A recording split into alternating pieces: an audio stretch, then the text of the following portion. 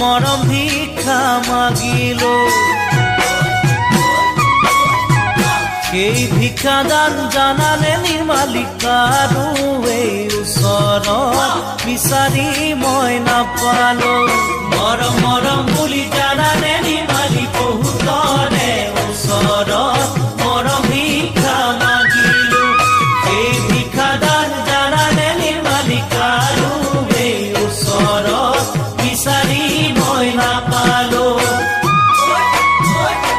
সেয়েহে তোমাৰ কাষত আজি মৰম দান কৰিবা যেন ভাবি তুমি চাগৈ দিবা।